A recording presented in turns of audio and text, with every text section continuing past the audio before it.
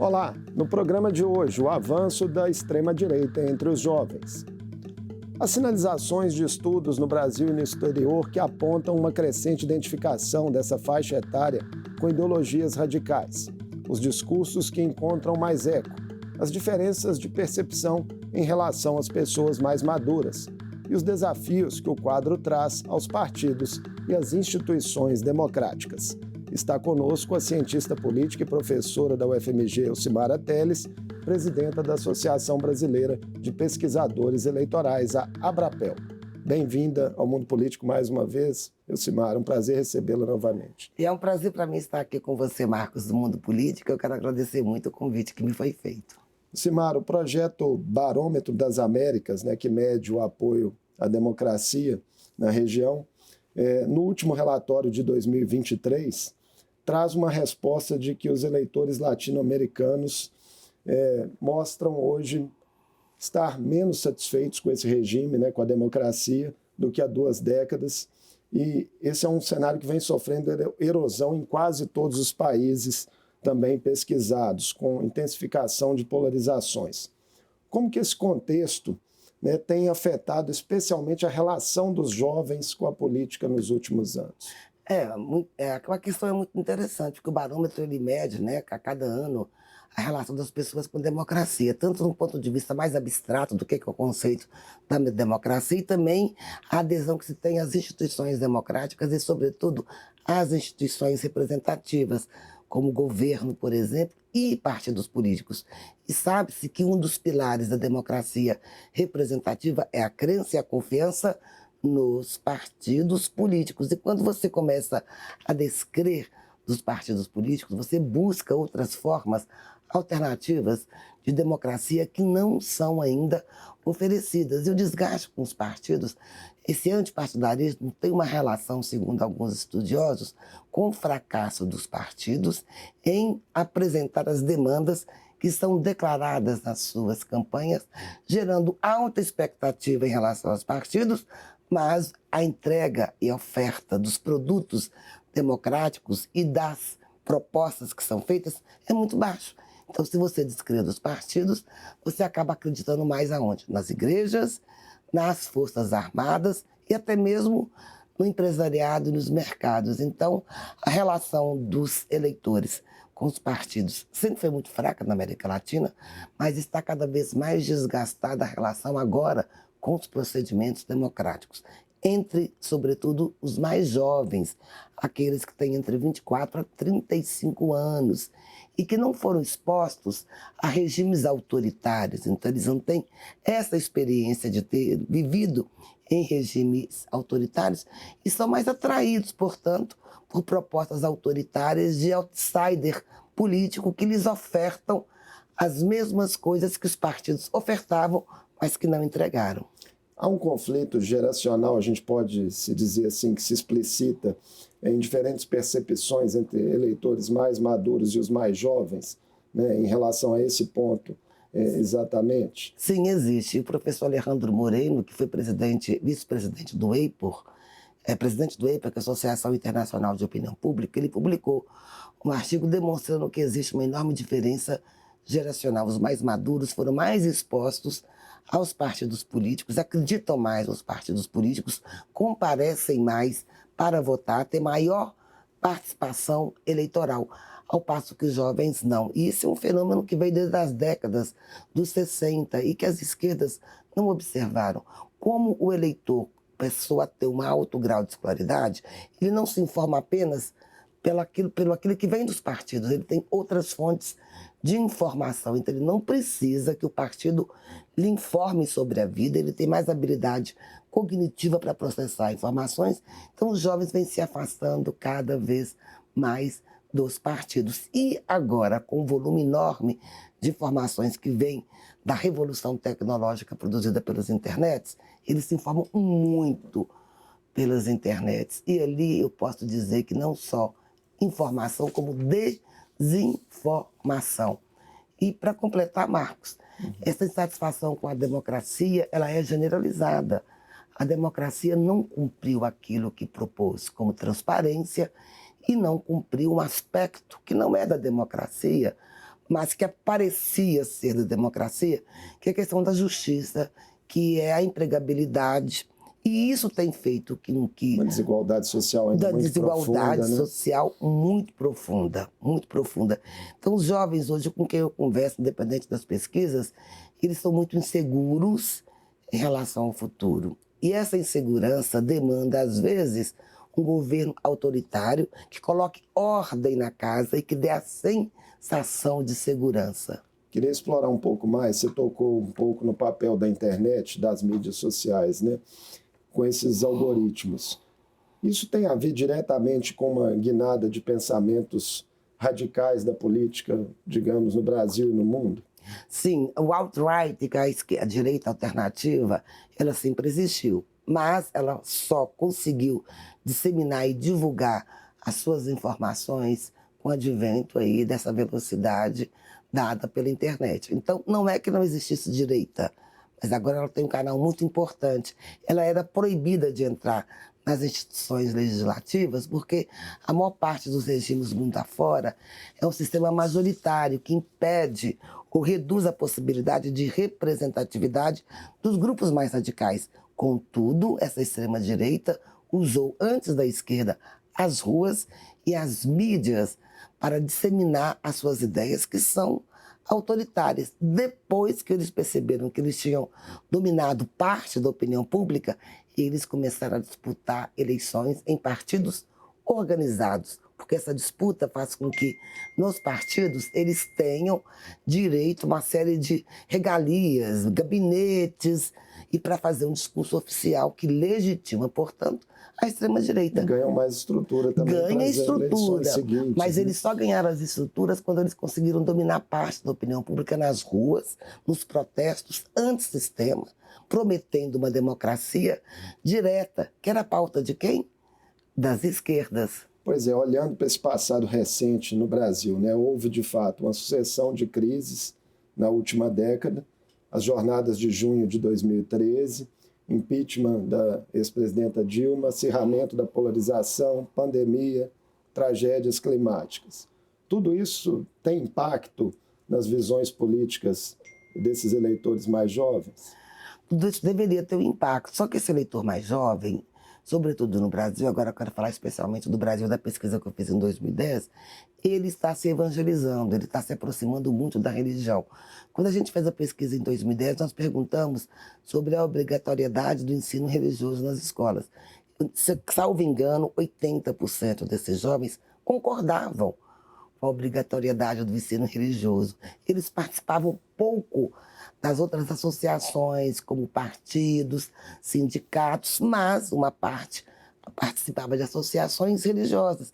Então já era crescente. A outra coisa que a gente notou em 2010 entre os jovens era uma alta proporção de pardos na população e também de negros, que é a soma de pardos mais pretos. Esse grupo está na periferia, a maior parte deles, e o Estado brasileiro, apesar dos esforços de alguns governos estaduais ou nacionais mais progressistas, abandonou completamente a periferia. Não consegue suprir demandas básicas de saúde, de água, de escola, de educação e de lazer para esses jovens. Quem supre? As igrejas, não só as grandes. É importante você verificar que as pequenas igrejas que surgem, saindo os dados do IBGE, nós temos 15 igrejas para cada hospital, ou seja, os evangélicos não são um grupo terrorista que os manipula, não, eles oferecem empregabilidade, porque eles fazem troca, eles indicam emprego. Por exemplo, o seu filho está drogado, a mãe chega lá chateada, eles oferecem um emprego para a mãe, dão assistência espiritual, tira o filho das drogas, a mãe fica muito grata e vota no candidato indicado por aquela liderança. E tem conforto espiritual. O mundo está em enorme transformação, essas pessoas precisam de um mínimo de segurança e eles dão a eles esse conforto espiritual através da teologia do dominismo.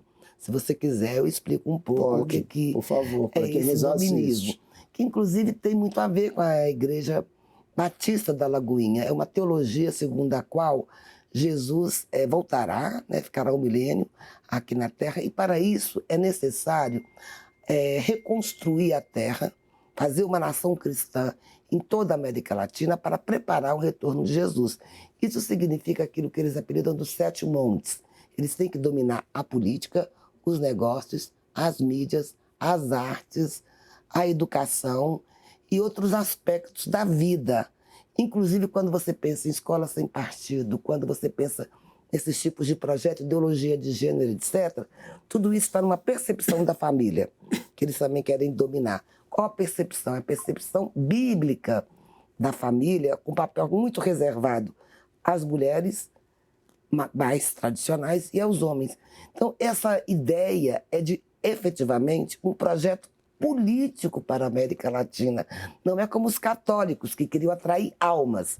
Eles querem atrair almas para atrair eleitores e transformar esses votos em cadeiras para defender o seu projeto. A ideia de um déficit de formação política dos jovens, então, assim, isso é uma inferência minha, me parece que fica um pouco esvaziada. Há uma formação política. Há uma formação política feita por muitas igrejas evangélicas. Eu estou nessa pesquisa tentando entender por que pessoas, às vezes, com alta escolaridade, aderem a esse discurso de vamos dominar e ter um projeto político. Eu vejo isso como uma reação também à ausência de propostas efetivas dos grupos progressistas para essa grande maioria de pobres, pretos, negros e pardos que estão isolados nessas periferias sem a presença do Estado. E não existe lacuna de poder onde o Estado não entra, poderia entrar grupos religiosos. São déficits principalmente, você acredita, em saúde, educação, lazer? Déficit da enorme. Veja, a gente conhece o Brasil. Acabei de chegar agora do Nordeste. E a gente tem uma vida muito privilegiada no Brasil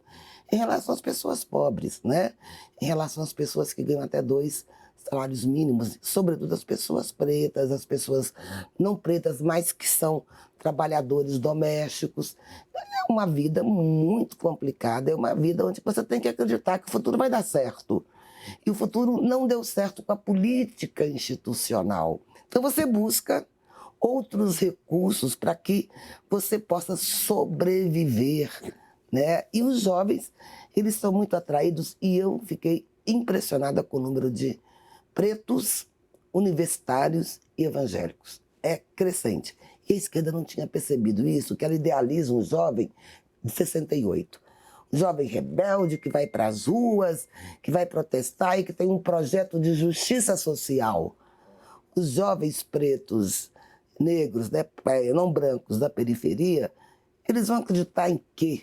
Se os partidos não lhe deram nada ou eles não percebem o que lhes foi ofertado em anos de prosperidade. O que você acredita que os partidos, governos, próprio Congresso, instituições de uma forma geral democráticas podem fazer para mudar essa realidade, para se reaproximarem desse nicho do eleitorado?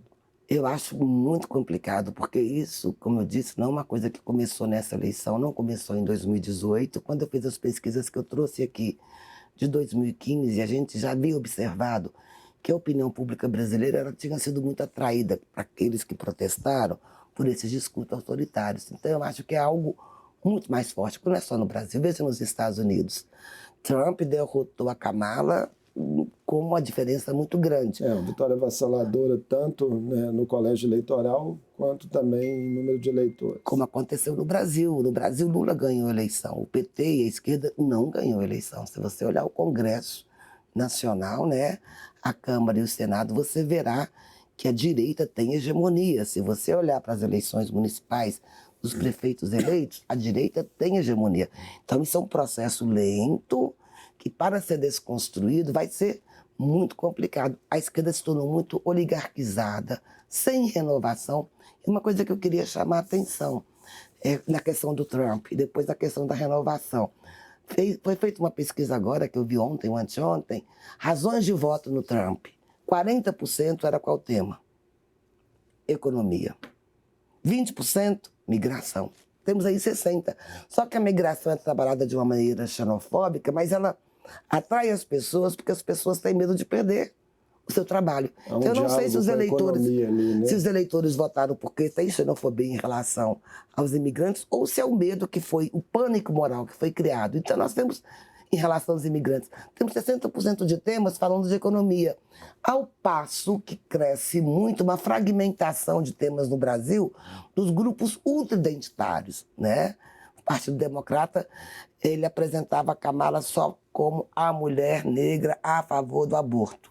Qual outra proposta de esperança que o Partido Democrata deu para esses jovens e para essas pessoas nos Estados Unidos, além de dizer eu sou preta, eu sou negra e defendo o aborto? A gente viu algumas figuras do PT, né, após essas últimas eleições municipais, defendendo publicamente reflexões mais ou menos nessa linha, de que é preciso que o partido e as esquerdas, de forma geral, ofereçam novos sonhos à população. O ministro Fernando Haddad falou um pouco a respeito, a prefeita de Contagem, reeleita Marília Campos, também vem falando coisas nessa linha. Como é que você vê essa autocrítica e se ela tende a crescer, né, nesse contexto que está colocado? Nossa, finalmente eles fizeram autocrítica, que não só eu fiz pesquisas, mas há inúmeras pesquisas, papers enormes, em vários congressos, dizendo desse crescimento possível da extrema-direita, sobretudo atraindo as pessoas mais jovens, que são os mais insatisfeitos com a democracia e que não tiveram essa experiência de viver sob ditaduras. Então eles não conseguem fazer essa comparação da liberdade que foi conquistada pela geração anterior e pelos bloomers, pela geração X, então eles se veem agora bastante mais atraídos em função dessa desafeição com a democracia. Então eu acho que é muito bem-vinda essa autocrítica, só que uma coisa é autocrítica, outra coisa é fazer essa autocrítica para os partidos de esquerda que estão muito oligarquizados, eles não conseguem fazer essa renovação. Veja, por exemplo, o caso de Fortaleza, que era um rapaz super jovem, que ficou em segundo lugar, o André Fernandes. Aqui em Belo Horizonte, o segundo lugar também, o Engler, é jovem. E tem um terceiro caso também, que eu havia citado, né?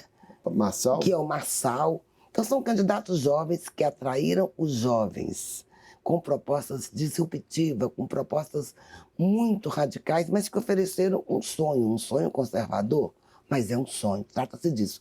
E tem outra coisa muito importante, que eu diria que a esquerda abandonou a ideia coletiva de Kant e passou a utilizar as ideias do micropoder, da microfísica do Foucault. Então tudo é muito disperso, tudo é muito fragmentado. Como é que você pode fazer um projeto coletivo com ideias e com movimentos que são extremamente dispersos e fragmentados? É muito difícil. Então, o que eu estou dizendo é, mulheres importam, negros importam, LGBTs importam, todos importam, mas o partido também deve lembrar que os pobres importam. E essa questão dos pobres, da melhoria efetiva da vida deles, parece que saiu um pouco, né? Deveria estar no centro das prioridades. Deveria estar no centro, porque os pobres são pretos também, LGBTs e são mulheres.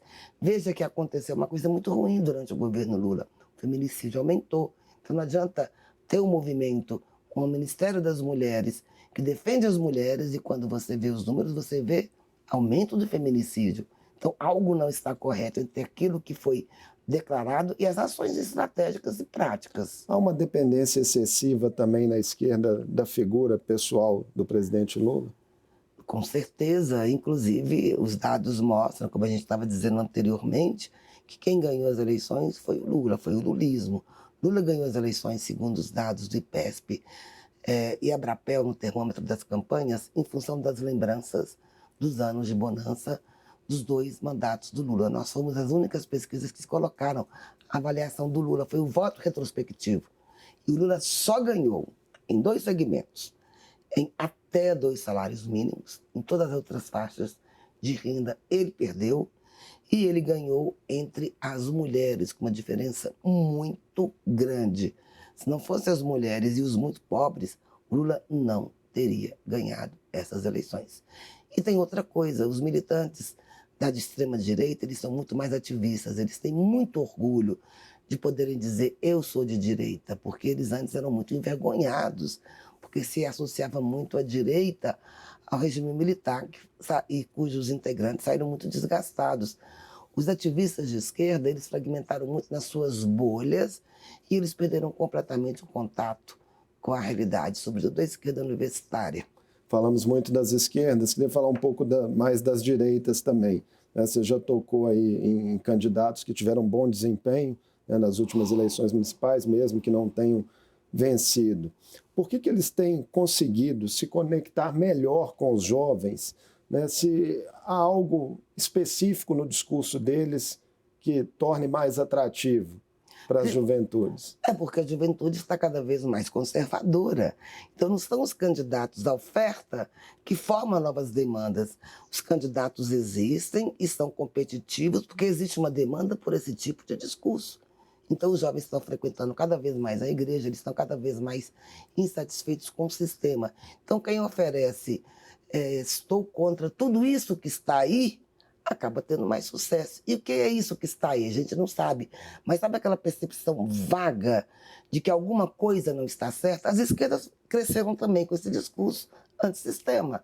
Nós somos contra tudo isso que está aí. É uma nova roupagem antissistema, então. É uma nova roupagem antissistema, só que a esquerda se institucionalizou e não deu tudo aquilo que prometia. Tem um outro problema sério, o lavajatismo. O lavajatismo associou profundamente o Lula e seus apoiadores à corrupção. E essa pecha não se quebrou? Não se quebrou, é muito difícil se quebrar. Então, quando você fala do Lula para os jovens, o Lula é um senhor de 78 anos. Esse jovem de 16, 17, 18, ele conheceu o Lula como um corrupto. Ele não passou por governos anteriores do Collor, que foi extremamente corrupto, do governo militar. Então, ele vê essa geração. Agora, essa geração canceladora também da esquerda, como da direita que odeia, eles tinham quantos anos em 2013? 14 anos, 15 anos, quando nós tivemos as jornadas de 2013. Então, eles cresceram com o discurso de 2013, que é antissistema. Seja a esquerda, seja a direita. Seja uma esquerda minoritária que odeia e uma direita, extrema-direita minoritária que odeia. Então, nós temos guerras culturais. Não é que a população esteja polarizada. Eu discordo completamente desse conceito. Quero aproveitar e fazer uma chamada que saiu um artigo meu hoje no Dicionário de Polarização e Emoções da Espanha. Então, esse tipo de... Não é a sociedade que está polarizada. São as elites dos dois grupos que polarizam a sociedade, trabalham com pautas morais, com guerras culturais e não oferecem ao eleitor médio nada. Então, o eleitor tem que se aproximar ou de um lado ou de outro, mesmo que muitas vezes não concorde com tudo aquilo. Esse é o ponto-chave que a direita descobriu. Como atrair eleitores insatisfeitos com a democracia, atribui todos os males do sistema à esquerda, botando a teologia do domínio. A teologia do domínio trabalha com a ideia de uma batalha do bem contra o mal. Lembra quando as pessoas riam dos memes do Lula diabo? É isso que a teologia do dominismo prega. Quem está contra nós é o demônio e nós somos a parte de Deus. Então é muito complicado sair disso. Agora, há uma contradição também no fato de jovens representantes da direita na política nacional exibirem aí muitas vezes uma roupagem antenada, falam muito em defesa de inovações tecnológicas, mas também trazem consigo ideias conservadoras ou retrógradas, né? Como que isso se manifesta? Eu não acho que são ideias conservadoras, porque o conservadorismo sempre existiu no Brasil. São ideias reacionárias. É essa a diferença. São ideias autoritárias, são ideias antidemocráticas. Nós tínhamos uma direita conservadora, que era democrática, que fazia o seu discurso, que tem o direito de fazer esse discurso, e ganhava as eleições no Nordeste. Onde está essa direita democrática? Ela acabou. Agora nós temos uma extrema-direita que está crescendo nos centros mais desenvolvidos economicamente, que é o Sudeste e o Sul do país. Ao passo que o Nordeste, onde nós tínhamos uma direita do PFL, do Antônio Carlos Magalhães, que aceitava as instituições, ela morreu literalmente. Então nós não temos um centro entre essas duas coisas. E o fato de você apoiar a tecnologia não significa que você deixe de ser reacionário. Temos uma autocracia na China, que do meu ponto de vista é um país com maior tecnologia do mundo, mas não tem liberdade de expressão, não tem partido. Nosso tempo está quase acabando, Mar. Eu queria terminar com uma pergunta. Segundo dados do TSE, nas eleições municipais de 2024, em comparação com o último pleito municipal de 2020, a participação dos eleitores da geração Z, entre 16 e 17 anos, aumentou 78%. Ou seja, essa turma está chegando, aparentemente, né, disposta a observar a política, né, a fazer suas escolhas. Né? Isso abre um campo aí para os partidos, governos, instituições enfrentarem esse desafio, né, de se reconectarem com as juventudes. Olha, eu postei, fui muito criticada nas eleições de 2022, porque o Lula falava só da juventude. Tinha alguma coisa errada. Você abre os dados do IBGE, você vê que a pirâmide se inverteu. Os jovens hoje representam apenas 12% do eleitorado e os maduros, os idosos, 18%. Outra coisa que falta, não só falar com jovens que são ativistas, mas são minoritários. E o ativismo deles é muito mais pró-direita, pró-ideias autoritárias, com TikTok. Eles foram tiktokizados. Eu diria que é a política do TikTok.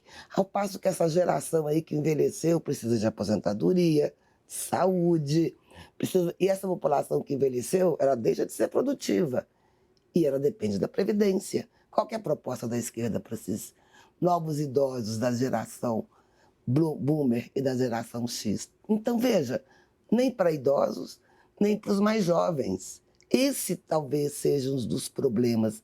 A enorme preocupação com os jovens, que tem que sim serem reconectados pelos partidos, oferecer para eles também fórmulas de ócio. Você vai numa periferia, não tem árvore, não tem nada, é terrível. E o que você oferece para os mais idosos? Não tem política pública para uma população envelhecida e que já superou os jovens. Vamos acompanhar aí, né, como a nossa política vai responder a todos esses desafios. Muito obrigado por essa conversa conosco aqui no Mundo Político, Ocimara. Conversa aí de fundo bastante interessante sobre comportamento eleitoral da sociedade. Eu espero voltar outras vezes para a gente complementar, que faltou muita coisa e muita discussão sobre esse novo perfil do eleitorado. Sempre rende muito assunto. Obrigado. Obrigada eu. Eu conversei com a Ocimara Teles, a cientista política, professora da UFMG e presidenta da Associação Brasileira de Pesquisadores Eleitorais, a Abrapel. Falamos sobre apontamentos de estudos recentes que sinalizam para um avanço de ideologias radicais entre jovens eleitores brasileiros e de outros países, eventuais consequências para as democracias. O Mundo Político fica por aqui. Obrigado por nos acompanhar e até o próximo programa.